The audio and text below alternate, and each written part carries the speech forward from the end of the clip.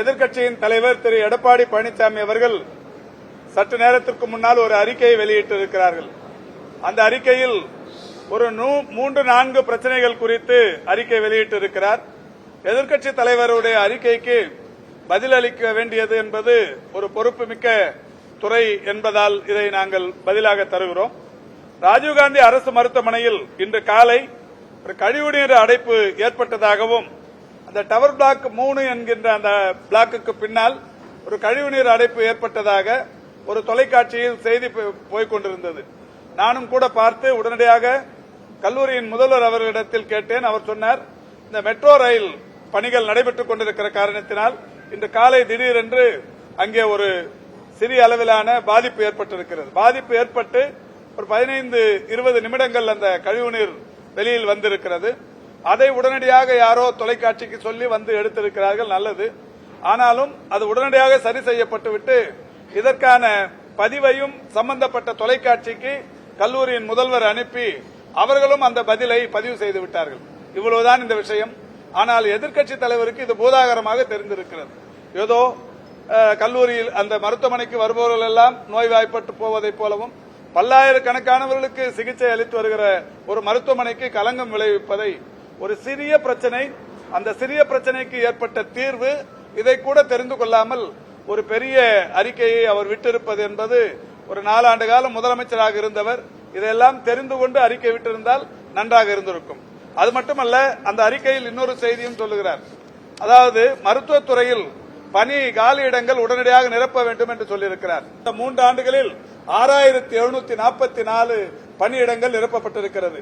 பெருமதிப்பிற்குரிய எடப்பாடி பழனிசாமி அவர்களுக்கு நான் விடுக்கிற வேண்டுகோள், 4 ஆண்டுகள் நீங்கள் முதலமைச்சராக இருந்தீர்கள். இந்த துறையில் எத்தனை காலி பணியிடங்களை நிரப்பினீர்கள்? எவ்வளவு காலி பணியிடங்கள் இருந்தது? எவ்வளவு பணியிடங்களை நீங்கள் 4 ஆண்டுகளில் நிரப்பினீர்கள்? 3 ஆண்டுகளில் 6744 பணியிடங்கள் நிரப்பப்பட்டிருக்கிறது.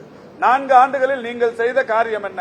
இதை நானும் கூட கேள்வியாக கேட்க தயாராக இருக்கிறேன். அது மட்டுமல்ல, இப்பொழுது நிரப்பப்படுகிற பணியிடங்கள் எல்லாமே வெளிப்படைத்தன்மையோடு தகுதி படைத்தவர்களுக்கு பணிகளை தந்து கொண்டிருக்கிறோம். எம்ஆர்பியின் மூலம், மெடிக்கல் சர்வீசஸ் ரெக்ரூட்மெண்ட் போர்டின் மூலம் சரியான தகுதி படைத்தவர்களுக்கு மட்டுமே இந்த பணியாணைகள் தரப்படுகிறது.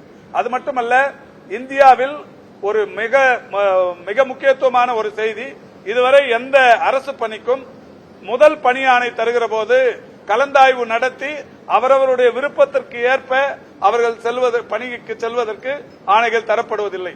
ஆனால் தமிழ்நாட்டில்தான் மாண்புமிகு தமிழ்நாட்டின் முதலமைச்சருடைய வழிகாட்டுதலோடு இந்த 1021 மருத்துவர் பணியிடங்களும் 907 செவிலியர் பணியிடங்களும், ஏற்கனவே இந்த 946 மருந்தாளுநர் பணியிடங்களும், 523 உதவியாளர் பணியிடங்களும், இன்றைக்கு கொடுக்கப்பட்ட 127 ஃபுட் சேஃப்டி ஆபீசர்ஸ் பணியிடங்களும் கூட கலந்தாய்வு நடத்தி அதாவது இந்த ஃப்ரெஷ் கேண்டிடேட்ஸுக்கு கவுன்சிலிங் நடத்தி இந்திய வரலாற்றில் முதன்முறையாக இந்த பணியினை செய்திருக்கிறோம்.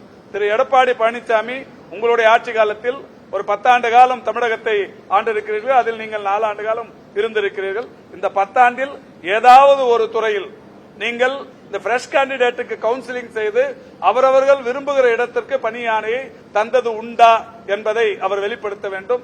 அதே மாதிரி எத்தனை பேருக்கு கொடுத்தாங்கிறது ஒண்ணு, கொடுக்கிறப்பவே ஃப்ரெஷ் கேண்டிடேட் கவுன்சிலிங் நடத்தி கொடுத்ததுங்கிறது ஒண்ணு. இந்த மாதிரியான ஏதாவது ஒன்றை அவர் முதலமைச்சராக இருந்தபோது செய்தாரா என்பதை அடுத்த அறிக்கையின் மூலம் விளக்கினால் நன்றாக இருக்கும். இன்னொரு செய்தி சொல்றாரு, கல்லூரி முதல்வர்கள் பணியிடங்கள் நிரப்பப்படவில்லை என்றார். கல்லூரி முதல்வர்களை பொறுத்தவரை நான் ஏற்கனவே இன்று காலையிலே சொன்னேன், கல்லூரி முதல்வர்கள் பணியிடங்கள் என்பது இந்த மாதம் 30ஆம் தேதி கூட பணியிடங்கள் அந்த ஓய்வு என்பது அந்த முதல்வர்கள் ஓய்வு பெறுவார்கள். ஓய்வு பெறுகிற போதே எந்த கல்லூரியில் ஓய்வு பெற்றாலும் அடுத்து அந்த கல்லூரியில் முதல்வர் பொறுப்புக்கு தகுதியானவர் அதே பணியினை தொடர்ந்து செய்யக்கூடிய அந்த தகுதியானவர் உடனடியாக இன்சார்ஜ் டீன் என்கின்ற வகையில் அவர்களுக்கு அந்த ஆணைகள் வழங்கப்பட்டுவிடும். இவர் 5 மணிக்கு ஓய்வு பெற்று வெளியில் செல்லுகிறார் என்றால் 5:01 புது டீன் இன்சார்ஜ் டீன் பொறுப்பேற்றுக் கொள்வார்.